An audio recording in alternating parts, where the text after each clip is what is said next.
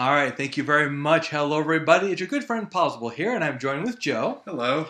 as we seek to remember another actor that we have lost recently. A fallen icon. Fallen icon. That's perfect. That was very well said, Joe. Yeah. In this case, before we reveal who that is, even though you probably know who that is, we want to go back to one of my favorite memories of this person, and it goes back to Star Trek. If you go back to Star Trek when it first was coming out, they made the pilot show called The Cage. And when they made that show, the studio who saw it wanted 3 changes made to the show.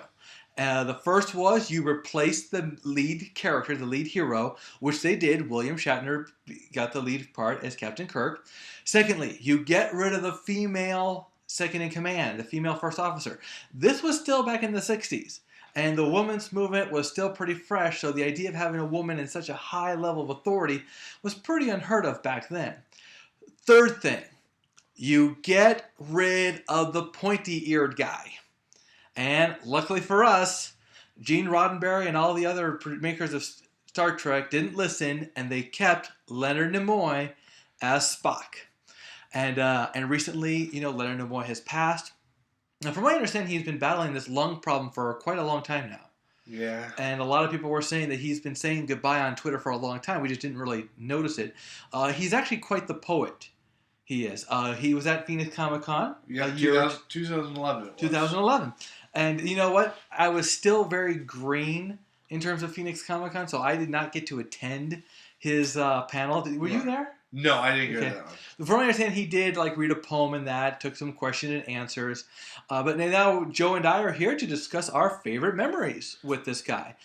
Joe, I'll let you start off. The only problem is he's always going to be known for this one character. Oh, yes. It's like, but he didn't seem to mind. He'd go to problem appearance and he would... Yeah. He would give the Vulcan salute. He would hashtag his tweets with LLAP. Yeah, LLAP. Live long and prosper. Right. But you know what, Joe? He had his moment. He wrote the book, I Am Not Spock, and there was an outcry after that. So he actually rewrote a book and called it I Am Spock. And I think that's when he learned. He's had a long and prosperous career.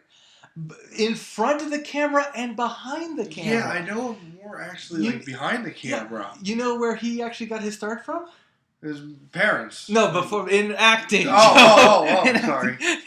The Twilight Zone. Oh, okay. The Quality of Mercy. And let me tell you something. If you ever watch an original Twilight Zone, The Quality of Mercy, you will not recognize him. His voice is high-pitched. He's still young. He's probably in his early 20s, mid-20s, something like that. It'd be so funny if it turned out he was in his 30s. but you get the point. A totally different person. From what I also understand, he met Gene Roddenberry on a different show. Because Gene Roddenberry, just to give you a little background on that, he used to be a cop, from what I understand. And he was writing, at the end of the day, he would go home and write all these stories. And he started off with police stories. So one of the first series he came up with was called The Lieutenant. A pretty forgettable TV show. But then he came up with Star Trek, a space western, where people travel around and solve problems and stuff like that. And that's where Spock came into play. And of course, you know what? It's very hard, unless you're like Harrison Ford, to get a secondary big role. Yeah.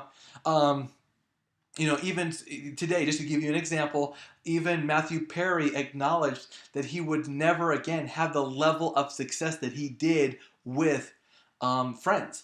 But with Friends, he made so much money. He's set for life. He now acts more out of boredom than anything else. Yeah, that's Ron Howard. The same thing. He was Opie on Andy Griffith, and then he made it again in Happy Days. He was one of the lucky ones. Well, he was a very lucky one. He's got Happy Days. Andy Griffith, Happy Days, and as a director, yeah, he became very big. And as a director, Leonard Nimoy had lots going for him. He directed some of the best Star Trek movies. Yes, that's true. And one thing that I love seeing is that he did some TV episodes. Speaking of cop shows, William Shatner went on to do T.J. Hooker, in which case Leonard Nimoy not only got to have a guest appearance role in, but he also got to direct an episode of it. What? Yeah, and I thought that was a really cool thing. It's amazing what you learn about these people once they've passed and all that. It's funny that we should actually have known a little bit more. We actually worked with one of his nieces. Yeah. And at GameWorks back in the day, back in the 90s, we worked with his niece, and it was so funny. I will never forget one time she mentioned that she had to go to a funeral, and that he was there too, because it was both their relatives, and at the time it never came, because her last name was Nimoy. Yeah. Yeah, that was the funny thing, and it never connected with me. But great actor, great comedian. It was hard to say he was a great actor because Spock couldn't have the emotional range of an actor because Spock was very unemotional. But he did it so well that you actually fell in love with this character. Well, the one thing I was talking about with somebody else one time was that Spock. One thing that makes a character great is not the character itself, but the character you are up against. Okay. Spock was the perfect complement to Kirk. Oh yeah, that was a Jackie Gleason, Art Carney type deal. Oh, exactly, big time, and that's what really made the show happen. Was you had these two people, alone. Spock really was kind of a boring character. You did have that one show, like when Galileo 7 crash landed, and he was now in charge, but this cold, hard logic creature with a bunch of humans, it was a different thing. But he really made the show because basically it wasn't just Kirk, it was everybody. He was definitely the supreme opposite to everyone. Yeah, because I was just thinking about that. I was thinking of some of my favorite Spock moments. Unfortunately, I wasn't a big fan of the series. I never really saw a lot of the series episodes, but I've seen all of the movies, everything from what was it? Star Trek 1. Star Trek, which was just Star Trek the Motion Picture. Right, and then up to, not Undiscovered Country, Generations, because he was also in that, I believe. No, he wasn't in that one. No, right. Generations was, nobody was in Generations, but... it was Kirk, Scotty, and McCoy, I believe. No, not McCoy. Chekhov, yes. Right, okay, well, he wasn't in that one, but I saw all of the movies with Spock in it. Right. And, it's so funny because it is true. Even though he is known for being a cold character, Spock actually had some very emotional moments. Because there were times when, he went back into the past where his people were. Yeah. And he went back to that time, and he began to regress to the way they were, And he fell in love with a girl back then in the past. And I thought that was forbidden in Vulcan culture. But not at that time period. Ah. See, he may have been an advanced society, an advanced Vulcan in this modern age, and by modern age I mean the Star Trek universe. Right. But then he went into the past when his people were savages. Okay. And he was resulting back to that savage nature. But there were other moments when he could really act out, and he could sometimes act, really goofy or really serious. If there's anything you gotta love about Star Trek is that they really expanded their roles beyond what you saw, which you have to do. You know? And they did a really good job with that. And let's say, because what's funny is that one of the pictures they show is this guy from a space station doing the salute. Okay, right. However, back in those days, there was no space station. We were still in the infancy of our space program. Right. Well, actually, we were just getting out of the infancy, and we were really hoping that by this day and age, there'd be space travel abound by now. Yeah. And now it's still 10 years in the future. We're hoping to get to Mars. But yeah, it's such a loss because he was such a genuine human being as well. Yeah, I've heard that about people who met him, and like you said, when he was at Comic-Con, I knew people who went to the panel, and just nothing but positive things I heard. Oh, absolutely. It's one of the best panels to ever have attended, from what I understand. Of course, like I said, unfortunately, I didn't have the honor of being there. Of course, we can also talk about the funny thing they like to do on Star Trek every once in a while was try to make Spock human. Yes. And teaching him human culture and human way, because, of course, it's so funny. In this show, he was the alien, but in many ways, it was that fish out of water. We tried to teach him our way. So in many ways, we were the aliens because we weren't trying to learn how Vulcans did things very much. It came up in an episode or two. Like, Spock's wife showed up at one point, a description of their logic. The Romulans, meeting the Romulans, that was a big difference. But for the most part, it was trying to teach him how we things did and his reaction to our way of doing it. Some of my favorite memories of that character were this whole... Of course, there's... what was Kirk's line? Well, we mean Star Trek 4? Star Trek 4, the Voyage Home. Right, where that's probably one of my favorite moments when Spock learns how to... He's trying to figure out how to swear all through the movie. Yeah. And he keeps saying it, but he's saying these words out of context. So finally, we're on the Enterprise, we get no indication he knows it, and Kirk just walks in, he's like, Spock, where the hell's the power you promised? And Spock's like, 1 damn minute, Admiral. Yes. And Kirk, this is another classic example of their interaction. Kirk just turns around and looks like all befuddled, and Spock's like, what did he just say to me? Yes. Another one I loved was when you talked about how he can interact with all the people. Mm-hmm. Was Star Trek 5, the Final Frontier, wasn't it? Yes. It was fun. When they get arrested on the Enterprise gets taken over by Spock's brother. Okay, right. And they get arrested because Spock wouldn't pull the trigger on the gun. And him and Kirk and McCoy are talking, and he's like, Kirk's like, why? All you had to do was pull the trigger. And he's like, he's talking like, why, Spock? And he's like, Captain, what I have done. And Kirk's like, what you've done is betrayed every man on the ship. And yes. And then Spock's like, worse, I betrayed you. I don't expect you to forgive me. He's like, forgive you? I don't knock you on your ass. And then McCoy probably said, you want me to hold him?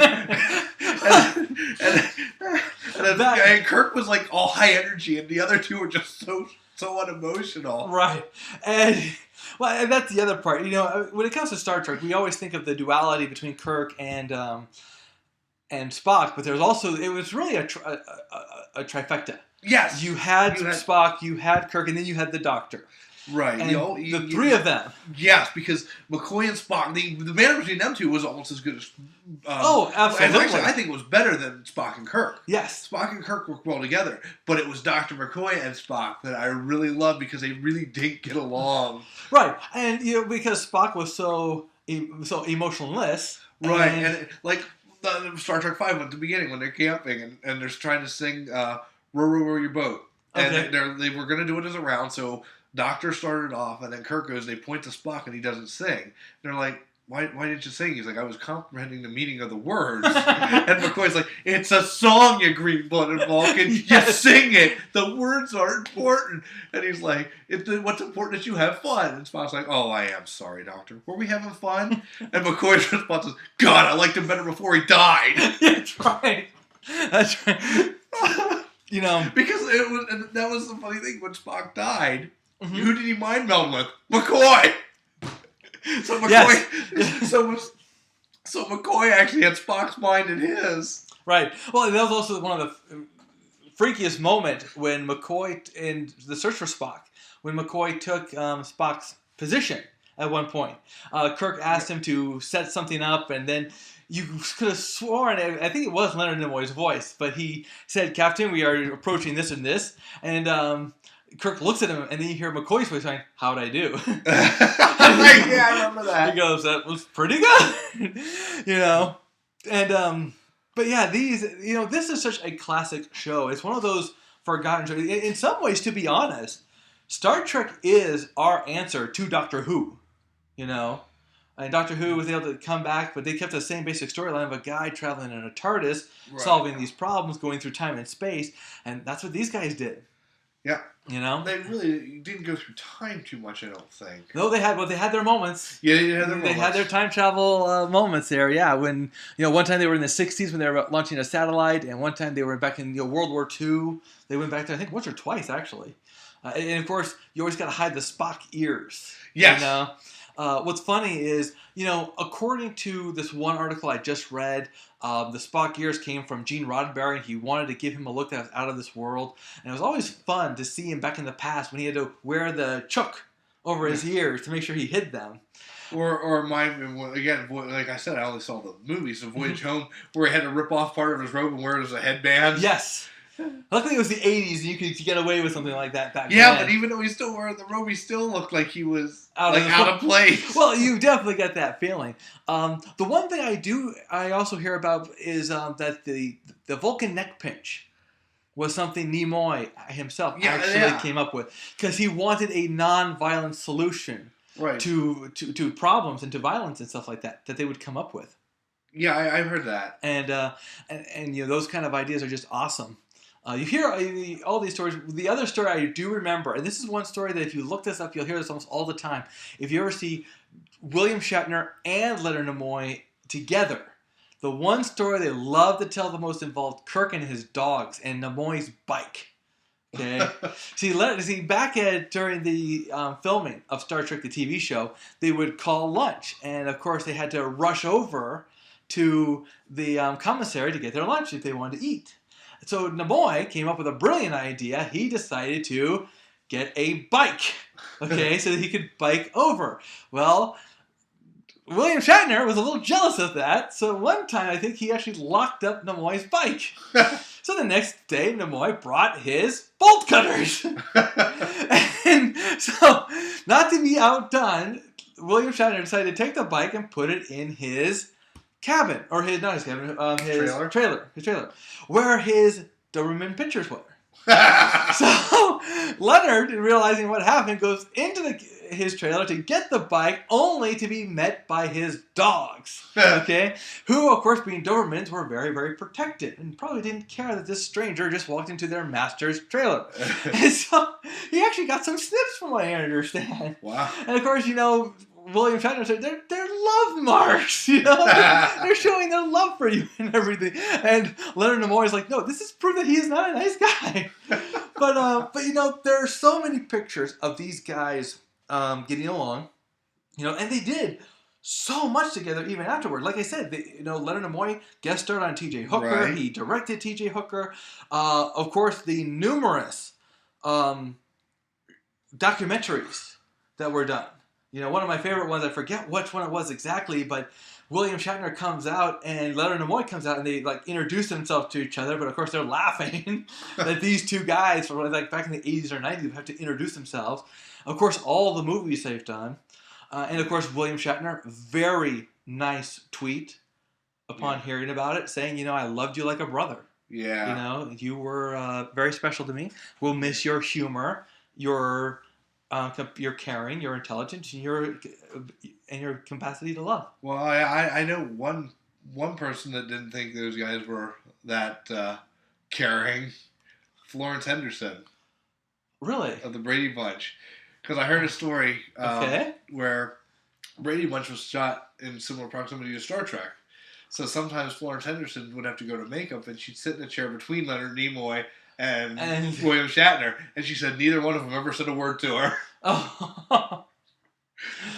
I think it's just they were into the thing or whatever, but you never know. Or maybe they didn't even know her, because back then, Yes, well, it's true. Nowadays, if you see Florence Henderson, Brady Bunch fans would know it, but back then, you're talking the 60s. Right, and it was still a fresh show. Yeah, that was I think that was when it first started. Oh, yeah, definitely. One thing I remember is that in some ways, Star Trek itself really didn't become popular until the movies came out. Back in those days, a lot of people criticized the show as being something that was really meant for Saturday morning cartoons.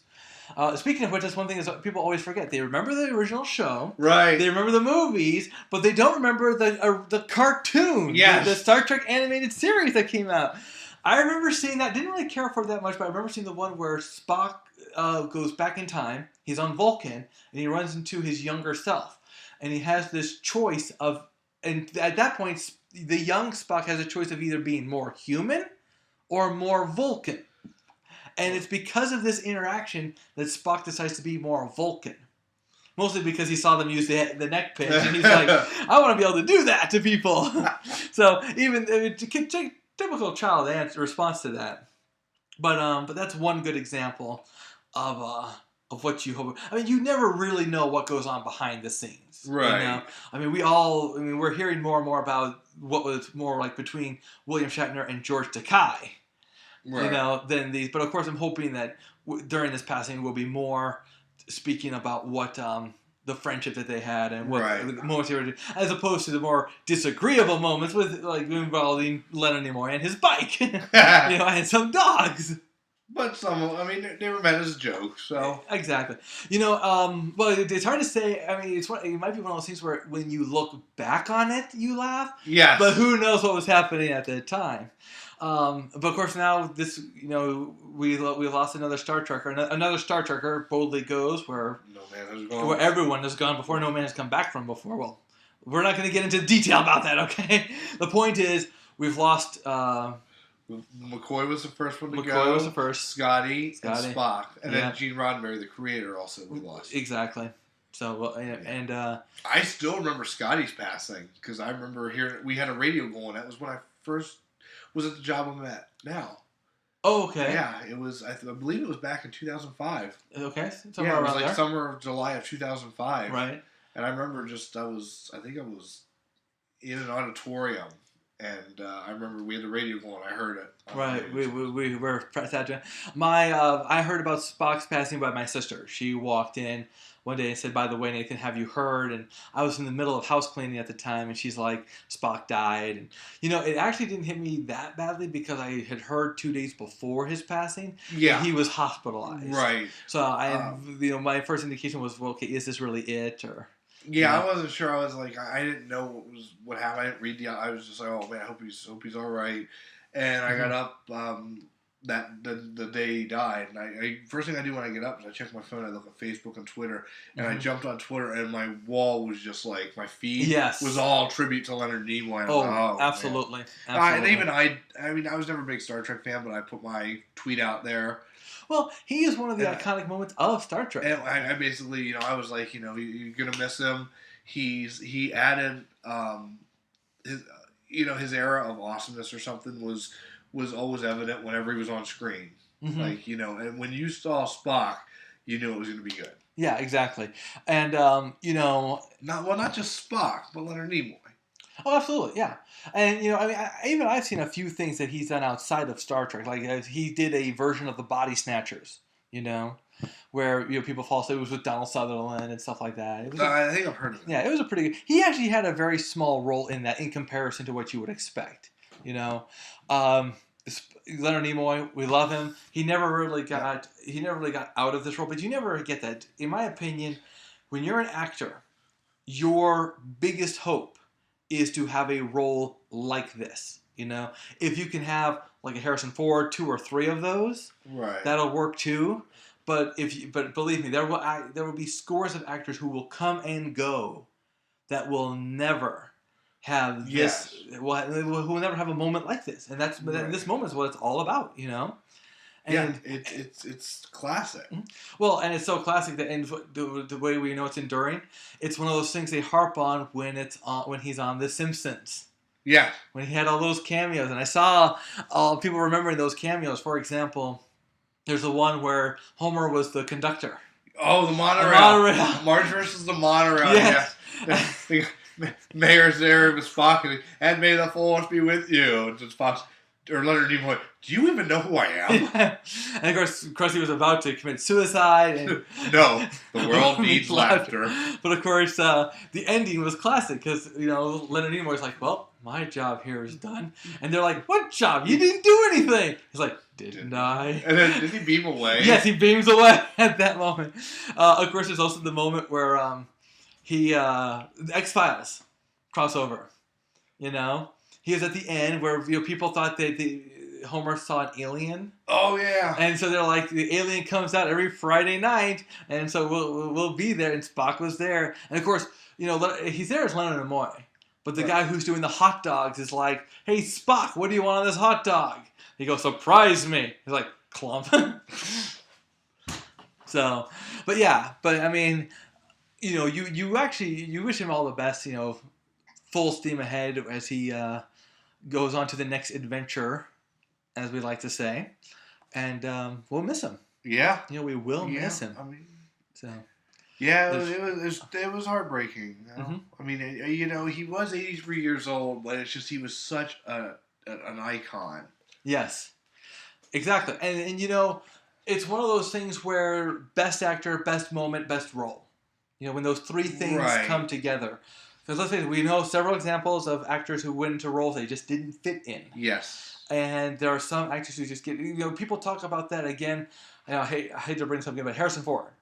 They talk about who also was up for the role of Indiana. And Tom Selleck was, Right. Kevin Costner was, I forget some of the others. But the point is, it was when they were filming Empire Strikes Back. Then I think it was at the scene of Hoth. Spielberg shows up to talk to Lucas for a while, and he sees Harrison Ford just sitting at a certain moment, and it just hits him that that's Indiana Jones. Even though George Lucas thought he meant Chewbacca. Yeah. No, George Lucas was like, no. That's Han Solo. I don't know what's wrong with you, but that's Han Solo. That's not Indiana Jones. But it worked. That perfect moment for the perfect role and everything. And and now they're talking about wanting Chris Pratt. Chris Pratt to take on the reboot of it, and we'll see. Yeah. But we respect this guy. We enjoyed his time with us. I'll tell you, Zachary Quinto has some big shoes to fill, and I don't know. It's just not the same. Yeah, I know. The worst. You know what the problem is? He doesn't have the voice. Yeah, that's one thing you could tell Spock if he was just a voiceover, or Leonard Nimoy. Exactly. He was a voiceover. He and it doesn't have that stern look. His face is too fresh. If you look at Spock, his is one of a very serious, almost a dark, serious nature. I mean, he could be a second grade teacher in this picture. Who, Spock? Yeah. I would not. Look at that Stern. I mean, them kids would be the most well-behaved kids in that school. Exactly. But we're hoping for the best for the Star Trek series because it's a series that he helped launch. Yes. And it's it's one of those things that it was his career to be Spock. He did a lot of other things, behind the camera, in front of the camera, but this is what we'll always be remembered for. And so we end as what he said: live long and prosper.